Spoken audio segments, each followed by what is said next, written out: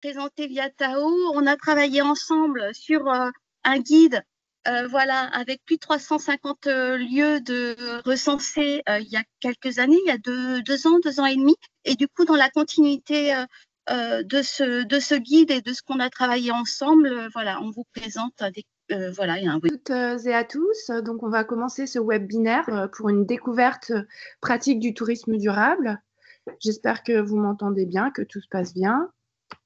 Alors, c'est bon? Parfait. Alors, on attaque. Alors, il y aura 4 grandes parties au webinaire. Une première partie qui va présenter le tourisme durable, ses enjeux, ses tendances et les idées reçues qui peuvent l'accompagner.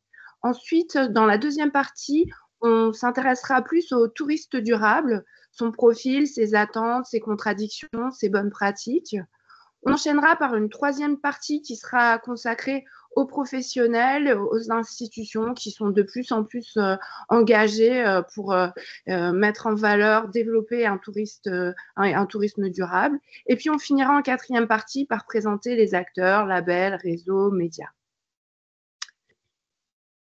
Donc, je donne la parole à Nicolas. Bonjour à toutes et à tous. Nous vous proposons donc de commencer par un petit rappel sur les enjeux et les défis du secteur du tourisme.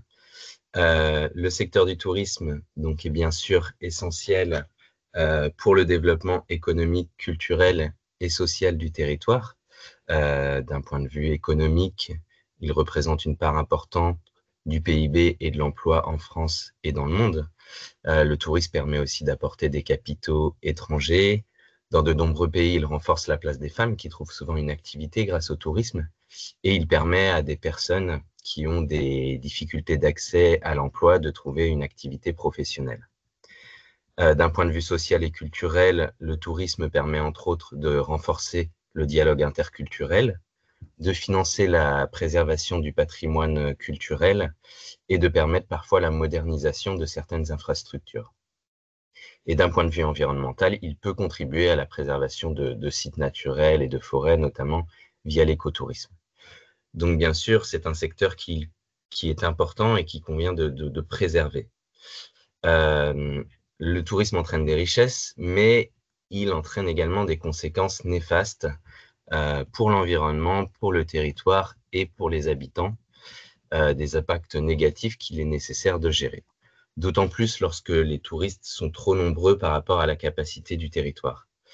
Et donc, parfois, le coût des problèmes environnementaux ou sociaux peut, à moyen et long terme, dépasser les bénéfices générés par le tourisme. On peut aujourd'hui, par exemple, l'observer à Venise, à Barcelone ou dans des espaces naturels comme l'Everest.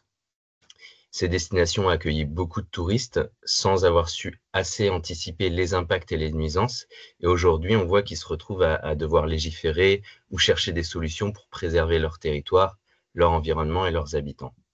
Paris et certains territoires d'Île-de-France subissent, dans une certaine mesure, dans certains endroits, ce tourisme de masse également. Donc l'idéal, c'est bien sûr d'anticiper au mieux pour ne pas arriver à des situations extrêmes que peuvent vivre aujourd'hui des villes comme Venise ou Dubrovnik, par exemple. D'autant que le secteur du tourisme est en pleine croissance. En 2030, il y aura 1,8 milliard de touristes internationaux, soit 2,3 fois plus qu'en 2005. Donc d'un côté, il y a de plus en plus d'efforts qui sont réalisés pour réduire l'empreinte carbone, pour répartir les touristes sur le territoire. C'est bien les offices de tourisme, les territoires font des efforts, sauf que de l'autre côté, il y a de plus en plus de touristes. Et souvent, les efforts effectués pour réduire l'empreinte carbone ou réduire les impacts sur les populations locales ne suffisent pas à compenser cette croissance du nombre de touristes. On le voit par exemple dans le secteur aérien, où il y a de plus en plus d'efforts qui sont faits pour réduire l'empreinte des avions, mais en parallèle, de plus en plus de personnes prennent l'avion. Donc malgré tous ces efforts, les émissions carbone de l'aviation continuent d'augmenter d'année en année. D'où l'importance d'anticiper au mieux cette croissance pour ne pas subir dans les années à venir. Donc quels peuvent être concrètement les impacts du tourisme? Alors, premièrement, on a les impacts sur les écosystèmes. Il peut y avoir une dégradation des milieux naturels, surtout des écosystèmes fragiles, une perturbation de la faune et une aggravation du risque d'extinction de certaines espèces, une pression foncière avec une concurrence pour le sol avec l'agriculture, des déchets supplémentaires générés par le tourisme, etc. On peut avoir aussi des impacts sur la ressource en eau, une augmentation de la consommation d'eau, sachant que les touristes consomment souvent plus d'eau que les habitants, une surconsommation qui peut être liée aux activités comme les piscines, les terrains de golf, etc., et une pollution de la qualité de l'eau, par exemple avec le déversement de produits nocifs, les crèmes solaires, etc. Il y a également l'impact du tourisme sur les émissions de gaz à effet de serre. Donc, selon une étude publiée en 2024 dans la revue Nature Communications, le secteur du tourisme a été responsable de 8,8% des émissions mondiales de gaz à effet de serre en 2019. Selon l'ADEME, le tourisme en France représente 11% de l'inventaire national des émissions de gaz à effet de serre et le transport représente 69% de l'empreinte carbone du tourisme. Le transport aérien, 29% à lui seul. Quant à l'hébergement, les achats de biens touristiques et la restauration, ils représentent 25% des émissions de gaz à effet de serre. Donc le secteur du tourisme est en partie responsable du dérèglement climatique, mais il est aussi l'une des premières victimes du dérèglement climatique, puisqu'aujourd'hui, des destinations sur les littoraux ou dans les montagnes subissent déjà les conséquences du dérèglement climatique. Et demain, ce dérèglement climatique aura également un impact pour les villes et les campagnes. Peut-être que vous le constatez déjà aujourd'hui sur vos territoires, mais dans quelques années, quand il y aura des pics à 45 degrés en Île-de-France l'été, quand il y aura une pollution accrue, une ressource en eau moins conséquente, des sécheresses, etc., forcément, ça va avoir un impact sur le tourisme et sur vos activités. Et puis, il y a des impacts néfastes économiques et sociaux. Alors, concernant les impacts économiques, le tourisme est une industrie fragile et aléatoire. On a pu le voir durant la crise du Covid. Parfois, sur certains territoires, il y a une redistribution inégale des ressources. Il n'y a parfois pas d'intégration des populations aux projets touristiques et il n'y a pas toujours une redistribution locale des bénéfices engendrés par le tourisme. Par exemple, la Banque mondiale estime que 55% des recettes touristiques perçues par les pays en développement sont détournées vers l'extérieur. Et enfin, il y a des impacts sur les populations, une pression foncière et la spéculation immobilière avec la désertification de certains quartiers entièrement voués au tourisme, parfois une expropriation de certaines populations locales pour la construction d'infrastructures, l'inflation et l'augmentation du coût de la vie pour les locaux, parfois un manque de respect des populations d'accueil, et parfois le tourisme peut aussi engendrer plus d'insécurité, plus de drogue, d'alcool, etc. sur le territoire. Donc on voit que lorsqu'il n'y a pas de réflexion sur la responsabilité du secteur, le tourisme peut entraîner de nombreuses conséquences néfastes environnementales, sociales et économiques, d'où l'intérêt d'adopter des stratégies de tourisme durable. Alors, historiquement, le tourisme durable, il a été créé lors de la Conférence mondiale du tourisme durable à Lanzarote en 1995, qui a réuni l'UNESCO, l'OMT, le PNU et la Commission européenne. Et ils ont créé la charte du tourisme durable. Alors, le tourisme durable, d'après l'OMT, il tient pleinement compte de ses impacts économiques, sociaux et environnementaux actuels et futurs. Il répond aux besoins des visiteurs, des professionnels, de l'environnement et des communautés d'accueil. On voit qu'il y a 3 grands pôles du tourisme durable. Un premier pôle environnemental. Il s'agit d'exploiter de manière optimale les ressources environnementales, tout en préservant les processus écologiques, les ressources naturelles et la biodiversité. Le deuxième pôle, qui est un pôle plus culturel, social, là, il s'agit de respecter l'authenticité socio-culturelle des sociétés d'accueil, de conserver leurs atouts culturels, bâtis et vivants, leurs valeurs traditionnelles et de contribuer à la tolérance interculturelle. Enfin, le troisième pôle économique, puisqu'il s'agit d'assurer une activité économique viable sur le long terme et qui permette de répartir équitablement les emplois et les avantages socio-économiques, tout en contribuant à la réduction de la pauvreté. Alors, il y a de nombreuses idées reçues et préjugés sur le tourisme durable qu'on va essayer de déconstruire rapidement. D'abord, que le tourisme durable serait de l'écotourisme, pas du tout. Le tourisme durable combine les dimensions environnementales, mais aussi humaines et économiques d'une activité touristique. Donc, il peut tout à fait se réaliser en ville et même dans les lieux victimes de tourisme de masse. Autre idée reçue, le tourisme durable entraînerait plus de contraintes. Pas du tout, puisque toute habitude de voyage est tout à fait compatible avec le tourisme durable. Et ce, quel que soit le type d'hébergement, que ce soit un camping, un hôtel de luxe, on peut tout à fait choisir un prestataire avec un label, une certification ou des pratiques responsables. Ensuite, on pense parfois que c'est un tourisme qui se pratique uniquement à l'autre bout du monde. Une fois de plus, c'est faux puisque le voyageur peut tout à fait être responsable à proximité de chez lui et les professionnels du tourisme responsable se développent dans le monde entier et dans tous les domaines, transport, hébergement, restauration, activités. Une autre idée reçue qui est vraiment bien accrochée, ce serait que le tourisme durable est plus cher. Une fois de plus, c'est faux. Tous les prestataires de tourisme durable ne fixent pas des tarifs plus importants. Et puis, les gestes responsables qu'on applique au quotidien pendant les voyages, eux, sont complètement gratuits et vertueux. Et même si la mise en place d'une stratégie durable peut engendrer des coûts de fonctionnement plus importants pour les structures au démarrage, en général, à long terme, elle entraîne des économies. D'autres personnes pensent souvent que le tourisme durable est ennuyeux. Une fois de plus, c'est une idée reçue, puisqu'il s'agit simplement d'agir en pleine conscience et de se renseigner sur les lieux que l'on visite, ainsi que sur les bonnes pratiques à adopter, et ce, quel que soit le type de séjour qu'on a envie de pratiquer, en ville, en nature, séjour sportif, farniente, culture, etc. D'autres confondent le tourisme durable avec l'humanitaire.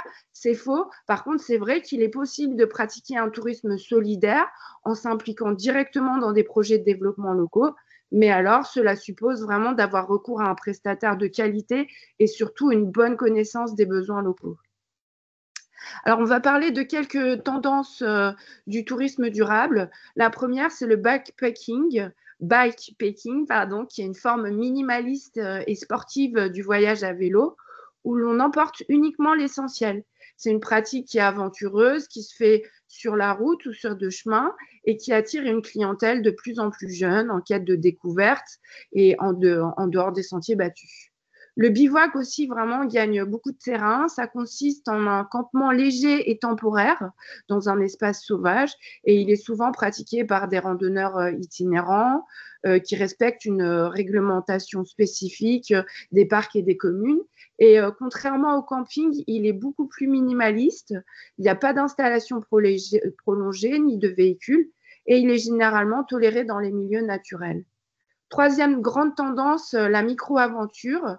Donc, c'est une aventure de quelques jours qui est pratiquée en itinérance, en pleine nature et qui consiste à explorer le territoire à pied, à vélo, en canoë, à cheval, en étant autonome et prêt à faire face à l'imprévu. C'est une pratique qui séduit principalement des citadins de moins de 35 ans qui cherchent à se déconnecter et qui cherchent à recréer du lien avec la nature.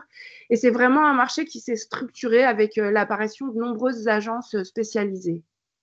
Autre tendance intéressante, le staycation. Alors littéralement, c'est des vacances à la maison. Ça désigne le fait de découvrir son environnement proche pendant ses congés. Ça a été popularisé en France en 2017 grâce à l'entreprise staycation.co, dont le concept était de louer une chambre dans un hôtel de luxe près de chez soi et à prix réduit. Et aujourd'hui, c'est utilisé pour désigner un tourisme ultra local. Vous avez également le voyage bas carbone qui correspond à tout type de voyage recourant à des modes de transport bas carbone, c'est-à-dire qui n'émettent pas ou peu de gaz à effet de serre, comme le train, le vélo, le voilier, la marche. Et par extension, ça désigne tout voyage qui évite l'avion, qui a un fort impact climatique par passager.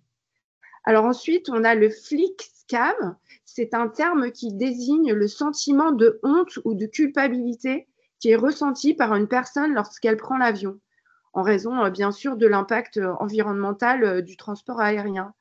En contraste, vous avez le concept de tagskirt, désolée pour la prononciation, qui est également né en Suède et qui désigne, lui, la fierté de voyager en train. Donc, c'est un terme qui équivaut au trend bragging en anglais. Alors, on va maintenant, pour cette deuxième partie, se concentrer sur le touriste durable, ses bonnes pratiques, son profil, ses attentes et ses contradictions. Je pense que c'est vraiment important pour tous les professionnels de comprendre à qui ils s'adressent. Donc, tout d'abord, les bonnes pratiques en théorie du touriste durable. Il s'informe, il a une connaissance des différents labels pour se repérer dans les offres et faire les bons choix de destination, d'hébergement et d'activités. Il se renseigne sur la culture locale du pays et les impairs à ne pas connaître. Il boycotte les destinations ou les activités qui sont trop fréquentées ou trop polluantes, du type balade à quad, en quad ou balade en bateau à moteur. Il va privilégier des modes de transport doux ou alors il va compenser son empreinte carbone. Il va voyager moins loin mais plus longtemps, c'est-à-dire qu'il va privilégier les destinations proches pour les séjours de courte durée et privilégier les longs séjours pour les destinations lointaines. Il a un comportement respectueux vis-à-vis des populations et de l'environnement et il consomme de manière responsable. Par exemple, il choisira des restaurants en fonction de critères responsables, par exemple une cuisine fait maison avec des produits bio, locaux, des alternatives végétariennes. Il privilégie l'artisanat local et ramène moins de souvenirs, mais de meilleure qualité. Alors, il y a plusieurs études qui ont été réalisées qui permettent d'avoir une approche, on va dire, marketing plus précise du touriste durable. Une première qui a été réalisée par Sofres pour Voyage SNCF et Routard. Elle est un petit peu ancienne puisqu'elle a été réalisée en 2012 et 2009, mais elle donne des indications qui sont vraiment précises. Et il y en a une deuxième qui vient compléter, que vous trouverez d'ailleurs avec tous les docs qu'on vous remettra à la fin du webinaire, qui est l'étude Discurve qui a été réalisée pour Flower Camping en 2024. Donc, on voit que 71% des Français connaissent le concept de tourisme durable, que 56% des vacanciers privilégient les loisirs éco-responsables et que 74% de ceux qui voyagent en avion cherchent à compenser leur empreinte carbone. Donc, c'est des chiffres qui montrent que le tourisme durable se développe. Donc, le touriste durable, voilà, est quelqu'un qui existe de plus en plus. Ce n'est pas juste un mythe ou une théorie. Alors, ce serait une femme active, jeune, urbaine et éduquée, qui viendrait de CSP supérieur, qui aurait fait des études, qui voyage beaucoup, y compris à l'étranger. Ce serait plutôt une femme. Et il semblerait aussi que ce serait plutôt quelqu'un de moins de 35 ans qui habite les grandes villes. En tout cas, les moins de 35 ans sont beaucoup plus sensibles que les autres. Il a des valeurs écologiques fortes, il est attentif aux problèmes du réchauffement climatique, il a des habitudes de consommer des produits bio issus du commerce équitable, fruits et légumes locaux de saison, et il a une excellente connaissance des labels, surtout liés à l'alimentation. Le tourisme durable est en quête de dépaysement, il recherche des voyages authentiques et inoubliables, et il souhaite échanger avec les populations locales et pratiquer des activités nature. On voit que ce touriste durable rencontre des contradictions, hein, comme tout le monde. Et ces contradictions, bien, c'est concernant les transports, puisque la voiture aujourd'hui constitue encore pour 76% des Français le moyen de transport privilégié pendant les vacances. Ils ne sont que 12% à privilégier le train pour des besoins d'autonomie sur place pour 54% des répondants et pour une question de prix des billets pour 37%. Et on voit qu'il y a 31% des Français qui partiront, qui choisiront l'avion comme mode de transport en 2025, ce qui représente une progression de 9% à 2024. Donc on voit vraiment que sur la question des transports, et qui est pourtant fondamentale, les choses ne sont pas gagnées. Alors, la perception du tourisme durable par les voyageurs dans leur ensemble. Alors, on voit que le concept de tourisme durable demeure quand même flou pour la majorité des Français, puisque 7 Français sur 10 voient vaguement pas du tout ce dont il s'agit, et qu'ils sont plus de 8 Français sur 10 à ne pas considérer le tourisme durable comme une priorité et à continuer de le reléguer au second plan dans l'organisation ou au moment de leurs vacances. Il y a 35% des Français qui manquent d'envie de changer leurs habitudes, avec une hausse de plus 8 points par rapport à 2023. Donc, comme avec l'avion, on voit qu'il y a un recul là-dessus.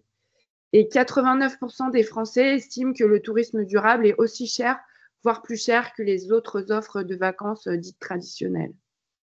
Alors, ce qu'on voit, ce qui est vraiment intéressant, c'est que le tourisme durable est un concept qui est davantage adopté sur les lieux de vacances. Ainsi, parmi les Français qui prendront en compte le tourisme durable durant leurs vacances, il y en a 67% qui déclarent qu'ils intégreront cette dimension en amont de leurs vacances et 85% qui, eux, vont le pratiquer sur place.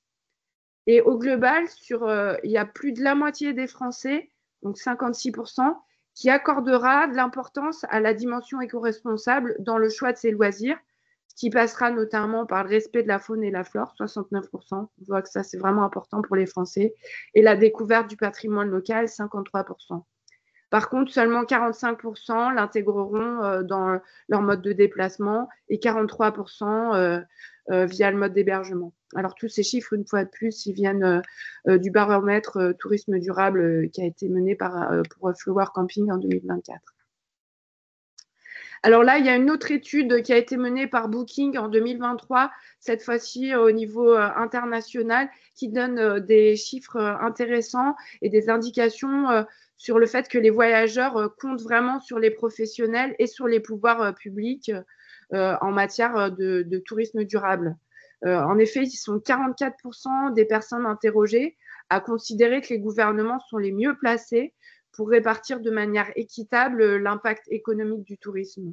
Et 43% d'entre elles pensent que ce sont les prestataires de services de voyage qui détiennent les clés pour compenser les facteurs environnementaux. Et près de 45% des voyageurs et voyageurs vont préférer des hébergements qui disposent d'un certificat de durabilité. 67% des personnes interrogées déclarent que tous les sites de réservation de voyage devraient utiliser les mêmes certifications. Et cependant, il n'y en a que 52% qui souhaitent connaître les raisons pour lesquelles les établissements ont obtenu cette distinction. Voilà, donc on voit qu'il y a un rôle à mener par les professionnels, ce qui nous amène à notre troisième partie sur l'engagement des professionnels qui vraiment clairement s'accélère d'année en année.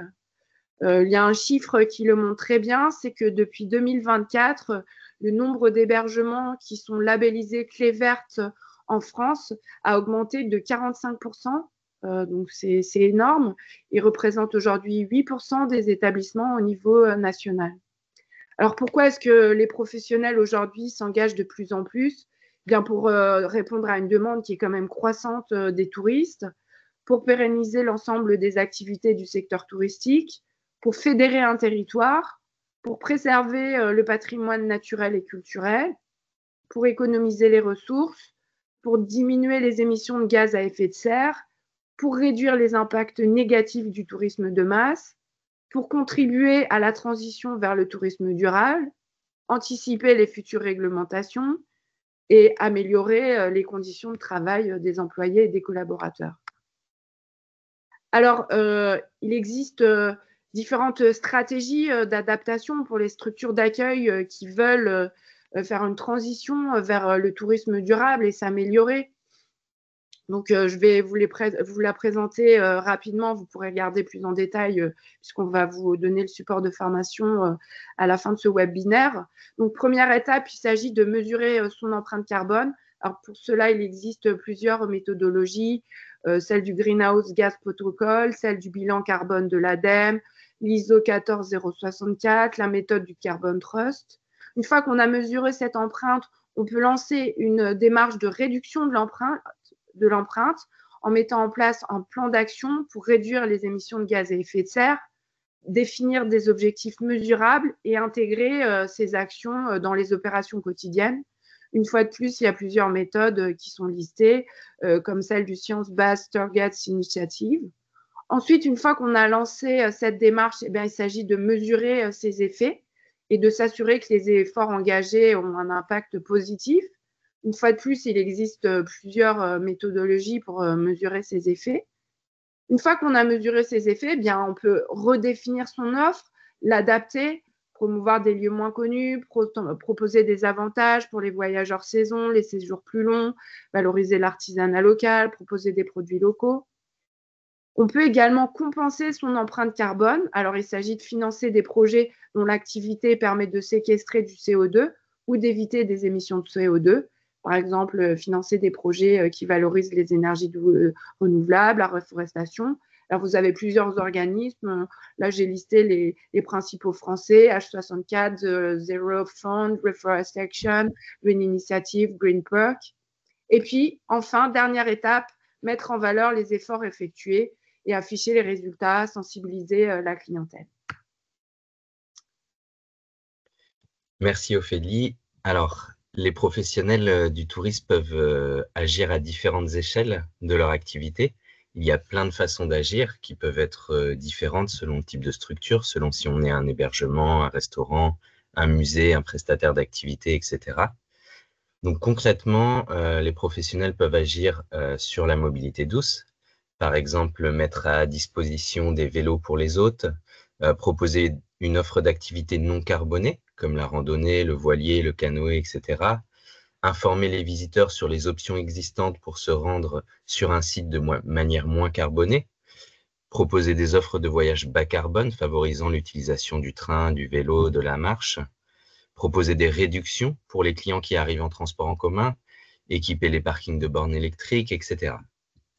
Ils peuvent aussi agir sur la restauration pour ceux qui ont une offre en ce sens, par exemple favoriser les circuits courts, proposer des produits locaux, de saison, bio, issus de l'agriculture raisonnée ou équitable, proposer moins de viande et davantage d'alternatives végétariennes ou véganes, avoir des produits issus d'élevage plus responsables, proposer des boissons alternatives comme par exemple les jus pressés sur place, des jus naturels, des boissons gazeuses équitables et bio, etc.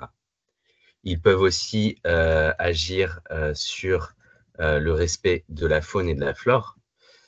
Par exemple, éviter les produits phytosanitaires, créer des refuges pour la faune, avoir des espèces végétales locales, avoir une pollution lumineuse limitée, mettre à disposition du public des informations sur la faune, la flore et les comportements éco-responsables pour protéger les espèces et les espaces protégés. Pour l'observation des animaux terrestres, proposer un encadrement par des guides naturalistes et privilégier les petits groupes. Ils peuvent également réduire leur consommation énergétique. Ça passe par exemple par le fait de changer les équipements électriques, de réduire l'éclairage, le chauffage et la climatisation, de rénover l'innovation, d'opter pour des énergies renouvelables, par exemple faire appel à un fournisseur d'énergie renouvelable ou alors installer des panneaux solaires, des éoliennes, une pompe à chaleur en géothermie, etc. Ils peuvent aussi réduire leur production de déchets, par exemple éviter le gaspillage alimentaire, avoir une bonne gestion des stocks, éviter les cartes démesurées et proposer des menus avec des choix restreints, servir des parts raisonnables dans les assiettes, ne pas jeter les restes, trier, recycler, composter et réutiliser. Ça peut être aussi éviter les portions individuelles emballées séparément, que ce soit pour l'hygiène ou l'alimentaire, et proposer des produits d'hygiène ou alimentaires dans de grands conditionnements réutilisables. Ne pas utiliser de vaisselle en plastique jetable et avoir des emballages biodégradables ou consignés pour la vente à emporter. Traiter les huiles usagées, etc. Il y a énormément de façons d'agir pour réduire les déchets. Les professionnels peuvent aussi réduire leur consommation d'eau. Ça passe par exemple par le fait de changer les équipements, d'installer des robinets à débit réduit, des chasses d'eau plus petites, des toilettes sèches, etc. D'avoir par exemple une alimentation par eau de pluie ou de source, que ce soit pour les toilettes, le lave-linge, le jardin. Avoir un système de traitement de l'eau par phytoépuration, ou alors sensibiliser les clients à ne changer leurs serviettes et leurs draps qu'en cas de nécessité. Ensuite, ils peuvent agir sur plein d'autres critères écologiques, par exemple une construction, une rénovation écologique, l'utilisation de produits d'entretien et d'hygiène moins nocifs, un mobilier d'intérieur d'occasion ou écologique, la mise en place d'activités ou d'animations sur place en lien avec l'écologie, etc. Ils peuvent aussi agir pour l'économie locale, par exemple en proposant des partenariats équitables et durables avec des entreprises locales. Ils peuvent agir pour la communauté locale, par exemple en proposant des moments de rencontre entre les voyageurs et la population locale. Ça passe aussi par le respect et l'intégration de la population au projet. L'activité s'efforce de ne pas créer de nuisances vis-à-vis des habitants du territoire et elle intègre les intérêts des habitants dans le développement de leur activité touristique. Ça va être aussi en travaillant en concertation avec les acteurs et les parties prenantes du territoire pour assurer une bonne cohabitation avec les habitants. Et ça peut passer aussi par un soutien financier, humain ou matériel à des projets locaux. Ils peuvent aussi agir en mettant en avant la culture locale, par exemple communiquer sur les activités qui permettent de créer du lien avec les populations, mettre en valeur les artisans et les artistes locaux, ou alors mettre en avant les produits et les cuisines locales. Ils peuvent aussi employer des personnes locales et promouvoir l'égalité à tous les échelons, y compris aux postes à responsabilité. Par exemple, offrir des perspectives d'évolution et de formation, proposer une rémunération juste et équitable, favoriser l'égalité homme-femme, etc. Ils peuvent agir par la sensibilisation et la formation de la clientèle et du personnel. Alors bien sûr, c'est essentiel d'impliquer l'ensemble des parties prenantes pour que cela fonctionne. Donc ça peut être par exemple obtenir un label ou une certification pour indiquer que la démarche est véridique et rassurer le consommateur, informer sur la démarche et afficher ses résultats, former le personnel et l'impliquer dans la démarche, et bien sûr sensibiliser la clientèle, que ce soit par l'affichage, des informations sur les bonnes pratiques éco-responsables, etc. Et ils peuvent enfin agir en proposant une offre inclusive adaptée à tous les visiteurs, aux personnes aux situations de handicap, et aussi avoir une accessibilité aux personnes défavorisées économiquement. Alors cette liste n'est bien sûr pas exhaustive, il existe de nombreuses autres actions concrètes qui peuvent être mises en œuvre dans une démarche de tourisme durable. Nous souhaitions vous partager 2 ressources intéressantes qui peuvent aider les professionnels du tourisme dans la transition vers des pratiques plus durables. La première, c'est Mission Transition écologique, qui est un portail pour identifier les aides publiques existantes en fonction de la thématique. Par exemple, les aides existantes sur l'isolation thermique, sur la végétalisation, sur la lutte contre le gaspillage alimentaire, etc. Et puis, le deuxième site internet, c'est une plateforme que vous connaissez peut-être déjà, qui est France Tourisme Durable. C'est une plateforme en ligne gratuite, créée par Atout France avec l'Association des acteurs du tourisme durable, conçue avec et pour les professionnels du tourisme, afin de faciliter, accompagner et accélérer la transition du secteur. Donc sur cette plateforme, vous pourrez faire votre autodiagnostic en 15 minutes et ensuite la plateforme vous recommandera des ressources personnalisées en fonction de vos réponses pour passer à l'action. Et vous pouvez aussi sur cette plateforme accéder à plus de 300 ressources par thème, par exemple sur les mobilités, sur l'accessibilité, l'énergie, etc.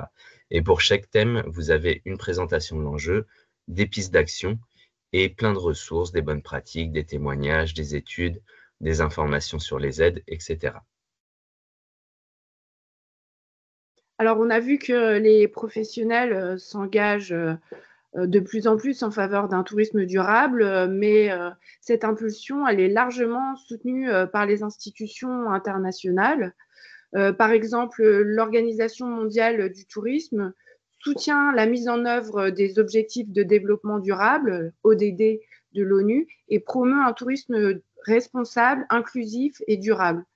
Alors, à travers plusieurs programmes, le programme One Planet, qui vise à accélérer la consommation et la production durable dans le secteur du tourisme, le programme Global Tourism Plastics Initiative, qui lutte contre la pollution plastique dans le tourisme. Il y a également le réseau international d'observatoires du tourisme durable, INSTO, qui est un réseau de destinations qui sont à la pointe en matière de tourisme durable et qui en fait mesure et identifie les bonnes pratiques ainsi que les problématiques rencontrées. L'Union européenne n'est pas en reste. Il y a le programme européen pour le tourisme 2030, qui est un plan qui vise à rendre le tourisme en Europe plus durable, innovant et responsable.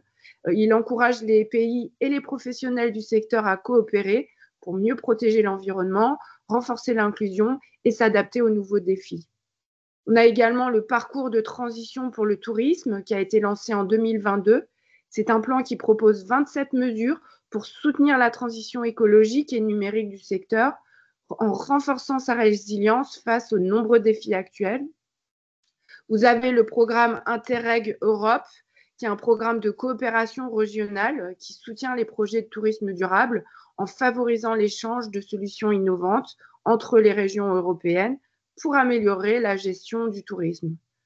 Par un même genre de programme qui est le programme Intermed Euromed, qui lui soutient la coopération entre 14 pays méditerranéens et qui contribue lui aussi à financer des projets tourisme durable.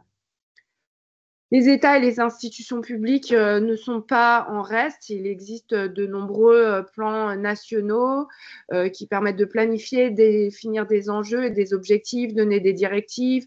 Il y a aussi des actions pour légiférer, réguler la création d'organismes.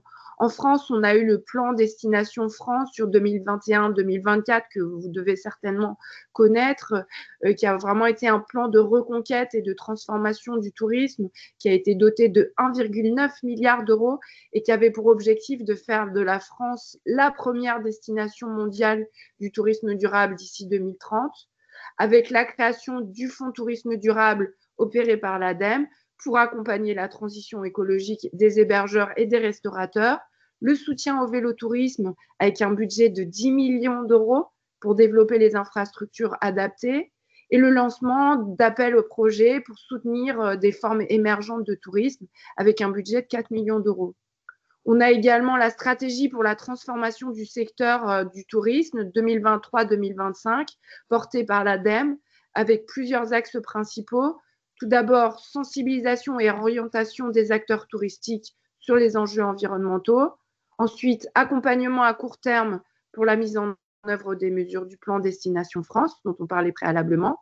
Et ensuite, développement de partenariats stratégiques avec les opérateurs et les territoires.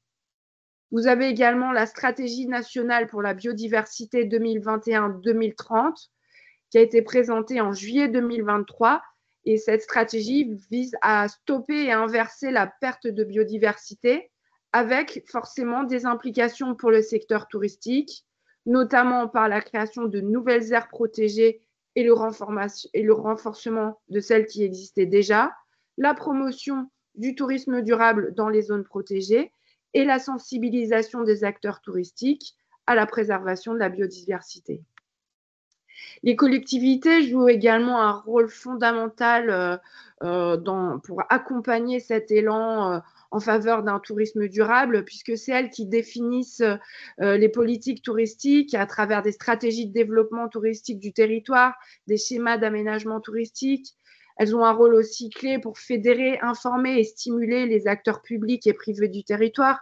Elles contribuent à dynamiser l'offre du territoire, notamment quand il y a une carence de l'offre professionnelle. Elles organisent les professionnels et les filières des métiers du tourisme. Et enfin, elles font la promotion de l'offre touristique sur place en France et à l'étranger. Les offices de tourisme jouent également un rôle clé pour rassembler les acteurs locaux autour du tourisme durable et représentent un moteur fondamental pour créer du lien entre les opérateurs, faciliter la démarche et améliorer l'expérience, que ce soit pour les visiteurs, mais aussi pour les habitants. Alors, ils ont tout d'abord un rôle moteur pour diffuser et développer le tourisme durable. C'est eux vraiment qui vont réunir les différents professionnels du secteur d'un territoire et qui vont pouvoir les impliquer à cette question. Ils vont pouvoir donc impliquer et sensibiliser les acteurs, les prestataires, mais également les habitants. Et on voit que dans les destinations victimes de surtourisme, il y a vraiment nécessité de créer du lien et d'expliquer, de travailler main dans la main avec les habitants. Les offices de tourisme vont jouer un rôle aussi par leur engagement interne. Tout d'abord parce qu'ils vont montrer l'exemple à travers des gestes éco-responsables, mais aussi parce qu'ils vont réfléchir en interne aux stratégies prioritaires pour vraiment qu'il y ait un développement durable du tourisme sur le territoire. Ils vont jouer un rôle très important dans la sensibilisation des visiteurs. Il s'agit bien sûr de sensibiliser et de responsabiliser les visiteurs sans les culpabiliser. Nous, en tant qu'éditeurs tourisme durable, on sait vraiment à quel point c'est important de ne pas culpabiliser. Ils vont sensibiliser les visiteurs aussi en les orientant vers des offres tourisme durable plutôt que des offres classiques. Ils vont aussi entraîner un ruissellement des destinations qui sont d'habitude privilégiées vers des destinations qui sont moins connues. Et puis aussi, ils vont donner des garanties de qualité sur les offres tourisme durable. Les offices de tourisme vont jouer un rôle aussi très important en tant que support et accompagnement des prestataires. Ils vont faire la promotion des labels tourisme durable. Ils vont aussi pouvoir aider les prestataires à mettre en place des démarches de transition par le biais de conseils et de formation. Et puis, ils vont communiquer, ils vont faire la promotion des structures qui sont labellisées. Enfin, ils vont influencer le choix de la collectivité, notamment concernant la gestion de la fréquentation de certains sites, en mettant en place des quotas ou des opérations de marketing et en facilitant l'intermodalité et l'accueil sans voiture. Et on voit à quel point cette question des transports, enfin on l'a vu, elle est vraiment importante. Et j'avais dit enfin, mais il reste un dernier point, c'est bien sûr communiquer sur son engagement. C'est important que les offices communiquent. C'est une façon d'engager encore plus les partenaires, de convaincre les élus, de donner une image positive et novatrice de leur territoire et de combattre les idées reçues.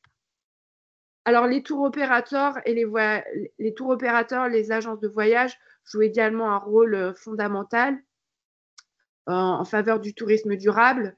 Ils vont contribuer à boycotter certaines destinations qui sont victimes d'overtourisme. Ils vont aussi sensibiliser les voyageurs aux impacts de leur voyage. Ils vont ne plus proposer de séjours courts, en tout cas dans les destinations lointaines. Ils vont pouvoir promouvoir et sélectionner des adresses et des expériences qui sont vraiment vertueuses et engagées. Ils vont participer au développement des populations locales, appliquer une politique de gestion environnementale, évaluer puis compenser leur empreinte carbone. Ils vont aussi proposer une rémunération équitable et concertée à leurs employés, organiser des temps de rencontre et d'échange avec les populations locales. On voit à quel point c'est important pour le tourisme durable. On CF tout à l'heure l'étude. Ils vont aussi nouer des relations durables avec leurs partenaires et leurs prestataires, parce que c'est ça aussi le tourisme durable. Ils vont constituer des groupes de 12 personnes maximum, ce qui va permettre de favoriser la rencontre avec les habitants, mais ce qui va permettre aussi de respecter les équilibres locaux. Et enfin, ils vont financer des projets de solidarité locaux ou compenser leur empreinte carbone. Ça, je l'ai cité précédemment. Alors, enfin, derniers acteurs qui vont jouer un rôle prépondérant sont les associations et les ONG. Alors, ils vont jouer un rôle à plusieurs niveaux. Tout d'abord, dénoncer les abus, sensibiliser aux problèmes sociaux et environnementaux. Ils vont être une force de pression sur les instances gouvernementales et territoriales. Ils pourront même s'engager dans des actions de lobbying. Ils vont aider à accompagner le changement, mettre à disposition des ressources, créer des liens qui favorisent le passage à l'action et fédérer les acteurs du tourisme durable. Et justement, parmi les grandes associations, vous avez les acteurs du tourisme durable, vous avez ECPAT qui lutte contre le tourisme sexuel des enfants, vous avez Tourisme et Handicap et encore de nombreuses associations et ONG que je ne cite pas. On va attaquer maintenant la dernière partie de ce webinaire et on va parler des labels, des certifications, des réseaux et des médias qui agissent tous en faveur d'un tourisme durable. Alors, je précise d'abord que cette liste n'est bien sûr pas exhaustive. Il existe une jungle de labels, il est parfois même compliqué de s'y repérer, mais avec les documents que nous vous transmettrons à la fin du webinaire, vous aurez un guide des labels qui a été proposé par l'association ATD et qui vous sera très utile pour vraiment vous y repérer plus facilement. Donc, on va parler de ceux qui concernent les territoires. Alors, vous avez Blue Flag qui concerne les plages et les ports de plaisance. Donc là, les critères bien, sont l'éducation à l'environnement, la gestion des déchets, la gestion de l'eau, la gestion des sites, l'environnement en général. Blue Flag, c'est 5000 sites à travers le monde dans 80 pays. Vous avez le label Station Verte, qui lui est français. C'est un label d'écotourisme. Plusieurs critères, mener des actions d'éducation et de sensibilisation au développement durable, organiser des animations de festivités autour de la nature et du développement durable, disposer de sentiers pédestres balisés, disposer d'au moins un itinéraire vélo identifié, mener des actions de préservation de la biodiversité. Alors, vous avez 488 stations vertes dans 86 départements en France. Ensuite, vous avez Destination internationale responsable. Donc, c'est un label à destination des villes françaises. Parmi les critères, la gouvernance ouverte et transparente, la mobilité durable, la consommation responsable, la lutte contre le gaspillage, le tourisme qui doit être un moteur d'inclusion, la valorisation de l'économie, la protection du patrimoine, le fait de favoriser l'innovation durable et le fait d'impliquer les touristes et les professionnels. Alors, ce label récompense 15 villes en France. Et enfin, vous avez Global Destination Sustainability Index. Les villes sont notées sur 70 critères selon des performances environnementales, les performances des fournisseurs, leur progrès social et la gestion des destinations. Vous avez plusieurs centaines de villes qui ont ce label dans le monde et il y en a 5 en France. Maintenant, concernant les agences et les tours opérateurs, on vous en a noté 3. Vous avez le Travel Life qui va, lui, mesurer les critères d'efficacité énergétique, de conservation environnementale, de gestion de l'eau et des déchets, des émissions de gaz à effet de serre, la politique au travail, les pratiques au travail, le respect des droits de l'homme, les relations avec les communautés locales et encore de nombreux critères que je ne vais pas vous citer. Aujourd'hui, c'est plus de 500 tours opérateurs qui sont labellisés, parmi lesquels TUI, Thomas Cook, Kuoni. Vous avez Agir pour un tourisme responsable, qui est un label plus récent. Parmi ces critères, l'information sur les bonnes pratiques et les destinations fragiles, la participation au développement des populations locales, la politique de gestion environnementale, l'évaluation de l'empreinte carbone et la compensation des émissions de l'entreprise. Vous avez aujourd'hui 80 entreprises qui sont labellisées. Et enfin, le petit dernier, c'est le label Tourisme et équitable, qui aujourd'hui a été attribué à 13 voyagistes, donc c'est relativement restreint, mais il est assez original. Pourquoi j'avais envie de vous le présenter? L'évaluation repose sur 58 critères, dont l'appartenance à l'économie sociale et solidaire, la rémunération équitable des prestataires, les pratiques environnementales vertueuses, la limitation des groupes à 12 personnes et les hébergements chez l'habitat ou à proximité. Ensuite, les derniers labels que je vais vous présenter concernent les structures touristiques. Une fois de plus, ce n'est pas une liste exhaustive. Donc, le premier, c'est vraiment le plus gros, qui ne concerne pas que le tourisme, mais il concerne également le tourisme. C'est l'écolabel, donc le label officiel de la Commission européenne, qui a plusieurs critères: la gestion générale, la réduction des consommations d'énergie, la réduction de la consommation d'eau, la réduction des tris et des déchets et des eaux usées. Et c'est aujourd'hui 3248 entreprises qui sont titulaires en Europe. Vous avez EarthCheck, qui lui n'est pas un label, c'est une certification. Alors là, parmi les critères, bien, il y a la mise en œuvre d'une politique de développement durable, les consommations d'eau, de papier, d'énergie, la gestion des déchets, l'utilisation des pesticides, des produits d'entretien et d'hygiène, l'engagement auprès des communautés locales. Donc, c'est plus de 1500 organisations touristiques aujourd'hui dans 70 pays, dont les groupes Accor. Vous avez également le Green Globe, qui est également très connu, qui concerne 800 structures dans 80 pays, qui est une certification également, comme EarthCheck.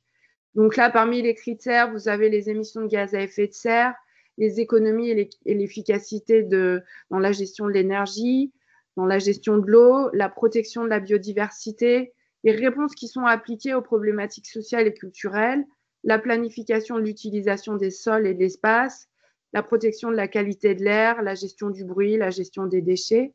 Et enfin, le label Green Key, clé verte en français, dont je vous parlais tout à l'heure, qui gagne du terrain en France.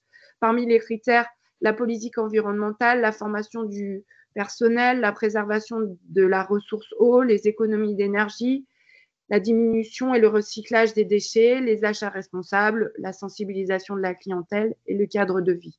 Et aujourd'hui, Greencase, c'est 7500 établissements dans 80 pays. Alors, parmi les réseaux qui jouent un rôle clé aujourd'hui dans le développement du tourisme durable, on a tout d'abord le réseau ATD.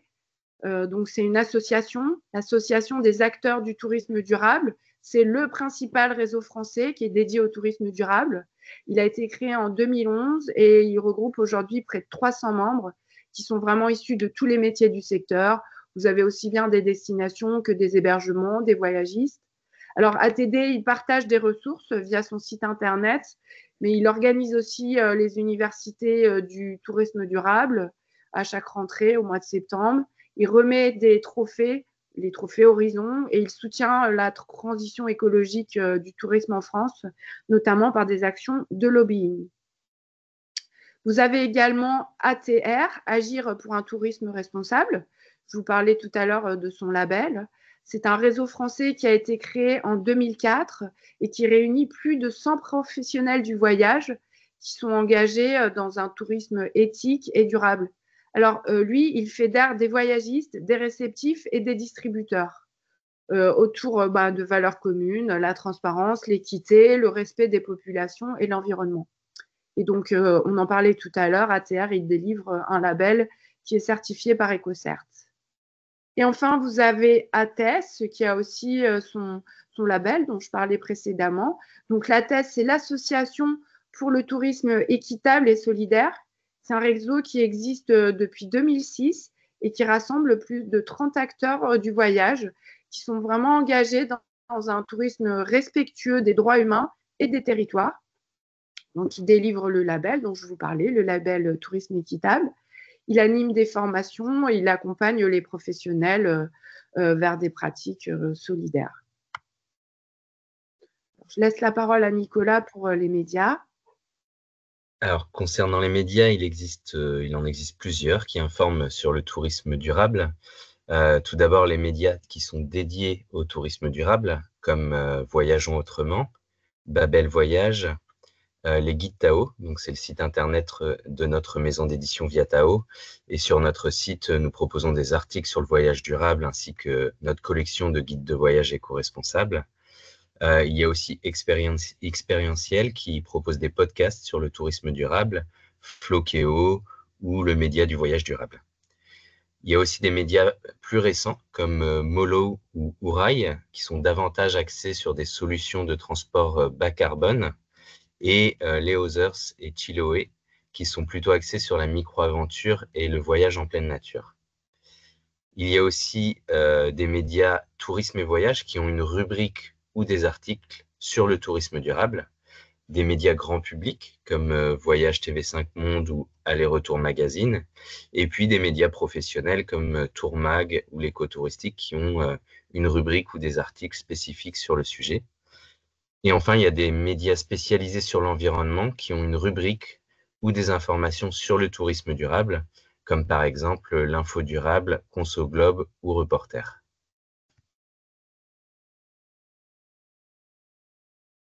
Alors, pour finir, une petite présentation de notre guide Tao Paris et sa région, qui nous a amené à contribuer avec le CRT Paris-Île-de-France. Donc, ce guide, il s'adresse aussi bien aux touristes qu'aux franciliens. Il propose 350 adresses et initiatives engagées, originales et hors des sentiers battus. Donc, pour se loger, se restaurer et pratiquer des activités, mais aussi pour découvrir des initiatives qui sont liées à la transition écologique et sociale, et puis pour agir bénévolement. Il contient aussi des articles avec de nombreuses informations pratiques et des informations pour voyager durable à Paris et dans sa région. Voilà, nous vous le transmettrons avec tous les documents. Vous trouverez un lien de téléchargement à droite en scannant le QR code, donc qui vous permettra d'accéder à ce support de formation nous avons utilisé pour vous faire cette présentation. Vous aurez le guide Tao aussi et sa région en format PDF. Vous aurez l'étude ADEME qu'on vous a citée au début du webinaire avec l'impact carbone du secteur climatique. Vous aurez l'étude aussi que j'ai citée dans la partie sur le tourisme durable, donc l'étude menée pour Flower Camping en 2024 et le guide des labels qui vous permettra de devenir des spécialistes en matière de label touriste durable. Et puis, vous avez également un questionnaire de satisfaction à l'issue de ce webinaire. Voilà. Un grand merci. Voilà, je l'ai remis dans la conversation. Je vous remercie beaucoup, Ophélie et Nicolas. Écoutez, on vous envoie tout, je pense, d'ici demain. Et vous aurez aussi notamment le replay pour à la fois tous ceux qui n'ont pas pu être présents, mais aussi pour vos collègues et pour partager ce webinaire voilà, très riche. Merci de votre attention et puis à très bientôt pour de nouveaux webinaires.